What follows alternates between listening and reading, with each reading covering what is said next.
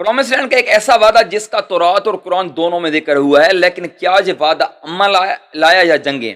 1947 میں اقوام متحدہ نے ایک ایسا نقشہ بنایا تھا جو آج تک خون اور جنگ کی بنیاد بنا ہوا ہے۔ یہودی اور عرب دونوں ایک ہی خاندان کی شاخیں ہیں، لیکن صدیوں سے ایک ہی زمین پر ایک دوسرے کے خلاف برسر پیکار کیوں ہیں؟ آخر وہ مقصد کیا ہے؟ اور ایک سوال سب سے زیادہ چوکانے والا ہے، 3000 سال کے اتار چڑھاؤ کے باوجود یہ قوم آج بھی اپنے مقصد سے کیوں نہیں پیچھے ہٹ رہی؟ ویڈیو کو باقاعدہ آغاز سے پہلے پلیز اس چینل کو سبسکرائب کر لیں اور بیل آئیکن بھی پریس کر لیں تاکہ ہمارا یہ خوبصورت علمی سفر جاری رہے۔ پچھلی ویڈیو میں ہم بنی اسرائیل کے پہلے بادشاہ کنگ سول سے لے کر ہولوکاسٹ میں بچ جانے والے یہودیوں کو فلسطین میں آباد کرنے تک بات کی تھی۔ اس سے آگے کیا ہوا جانیے اس ویڈیو میں۔ 1947 میں یونائٹڈ نیشن میں جنرل اسمبلی نے قرارداد پیش کی جس میں فلسطین کو 3 حصوں میں بانٹا گیا، جس میں یہودیوں کو 56% اور عرب سٹیٹس کو 42% ٹریٹری دی گئی، مطلب ایریا دیا گیا، اور یروشلم اور اس کے ارد گرد کے ایریا کو انٹرنیشنل زون قرار دیا گیا اور باقاعدہ علاقوں کی باؤنڈریز طے کی گئیں۔ اور آج کے اسرائیل یونائٹڈ نیشن کی باؤنڈریز اور اس قرارداد کو وائولیٹ کر کے فلسطین کے ایریاز میں گھس رہا ہے، جس کی وجہ سے فلسطین اور اسرائیل کے درمیان جنگیں ہوتی رہتی ہیں، اور حالیہ حالات تو آپ کے سامنے ہی ہیں۔ 1948 کے عرب اسرائیل جنگ میں اسرائیل نے تقریباً 23% مزید رقبے پر قبضہ کر لیا، اور 1967 کی 6 دن کی جنگ میں اسرائیل نے مزید قبضے کیا جس میں غزہ سٹرپ، گولن کی پہاڑیاں اور ویسٹ بینک شامل تھا۔ اب تقریباً اسرائیل 90% ایریا پر قابض تھا، اور 1980 میں یروشلم پر مکمل قبضہ کر لیا اور اسے اپنا کیپٹل سٹی ڈکلیئر کر دیا۔ اگر دیکھا جائے تو عرب اور بنی اسرائیل چچا بھائی ہیں، کیونکہ عرب حضرت اسماعیل علیہ السلام کی اولاد میں سے ہیں اور بنی اسرائیل حضرت اسحاق علیہ السلام کی اولاد میں سے ہیں۔ یہودی اپنے کاز، اپنے مقصد یعنی گریٹر اسرائیل کے قیام میں اس حد تک مخلص ہیں کہ تقریباً 2000 سالوں میں اتنے اتار چڑھاؤ دیکھنے کے باوجود بھی وہ اپنے مقصد پورا کرنے کے لیے آج بھی کسی حد تک جانے کے لیے تیار ہیں، اور یہ آج کل سب کچھ آپ دیکھ ہی رہے ہیں۔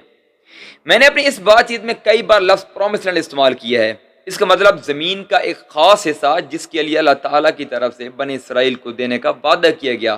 جس کو ذکر اولڈ ٹیسٹمنٹ کی کتاب جینسس کے چیپٹر 12 کی آیت 7 اور چیپٹر 15 کی آیت 18 سے لے کر 21 تک میں کیا گیا ہے، اور ان آیات میں باقاعدہ زمین کی حدود بندی بھی بتائی گئی ہے، اور اس کے علاوہ بھی کئی اور جگہ پر بھی اللہ تعالیٰ کی طرف سے بنی اسرائیل کو زمین دینے کا وعدہ کیا گیا ہے۔ قرآن شریف میں سورہ بنی اسرائیل جسے سورہ الاسراء بھی کہتے ہیں، اس کی آیت نمبر 104 میں بنی اسرائیل کے واپس اپنی پرومس لینڈ پر اکٹھا ہونے کا اشارہ ملتا ہے۔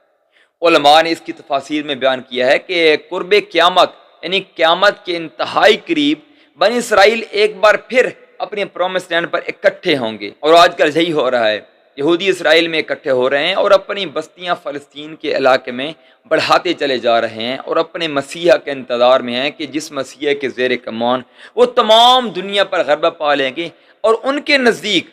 تمام دنیا پر اللہ تعالیٰ کا حکم نافذ کریں گے۔ جہاں تک بات ہے ان 10 قبائل کی جو بنیامین اور یہودا کے دوسرے بھائیوں کی اولاد میں سے ہیں،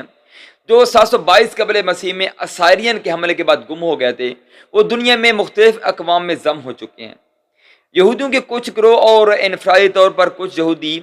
ان گیدرنگ آف دا ایگزائلز ضلع وطنوں کے اجتماع کے کانسیپٹ سے کوشش کر رہے ہیں، اور یہ کانسیپٹ اولڈ ٹیسٹمنٹ کی کتاب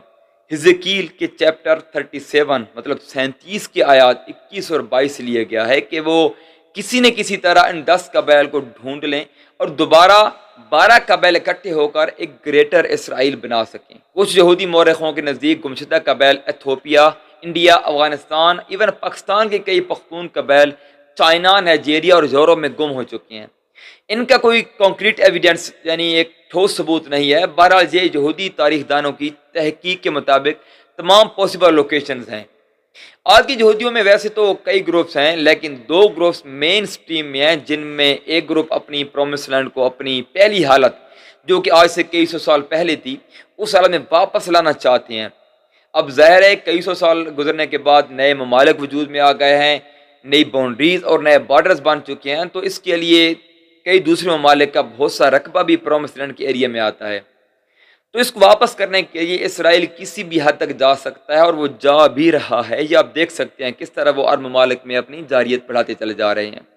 اور دوسرا گروپ پوری دنیا پر غلبہ تو چاہتا ہے، لیکن یہ ضروری نہیں سمجھتا کہ اسرائیل کو کئی سو سال پہلے والے پرومس لینڈ پہ پھیلنا چاہیے۔ بلکہ معاشی طور پر اور پردے کے پیچھے رہ کر وہ پوری دنیا پر حکومت کر سکتے ہیں اور کر بھی رہے ہیں۔ ایک گروپ اپنے دم پہ پرومیسنٹ واپس لینا چاہتا ہے اور دوسرا گروپ اپنے مسیحا کے انتظار میں ہے کہ جب مسیحا آئے گا، مطلب مسیح دجال، تو وہ اس کے زیر کمان پوری دنیا پر غلبہ پا لیں گے۔ ویسے اضافی معلومات کے لیے بتاتا چلوں کہ مسجد اقصیٰ ایک الگ عمارت ہے اور گنبد صخرہ الگ۔ گنبد صخرہ ہیکل سلیمانی کی جگہ پر حضرت عمر فاروق رضی اللہ تعالیٰ عنہ کے دور میں تعمیر ہوا۔ بعد میں 691 عیسوی میں خلیفہ عبد المالک بن مروان جو بنی امیہ کے خلیفہ تھا، اس نے گنبد صخرہ کو ایکسپینڈ کیا، یعنی وسیع کیا اور پھیلایا۔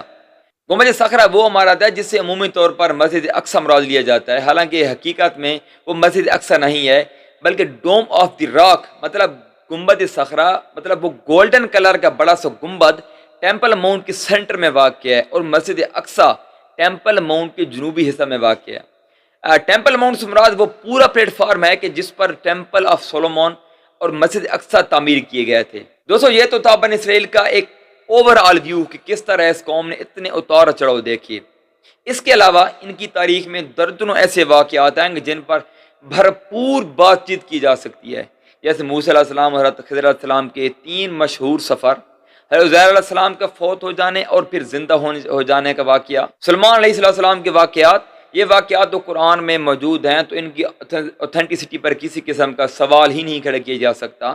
اس کے علاوہ دانیال مطلب ڈینیل علیہ السلام کے خواب اور ان کے واقعات جو کہ اسرائیلی روایات میں موجود ہیں، ان پر گھنٹوں لمبی بات ہو سکتی ہے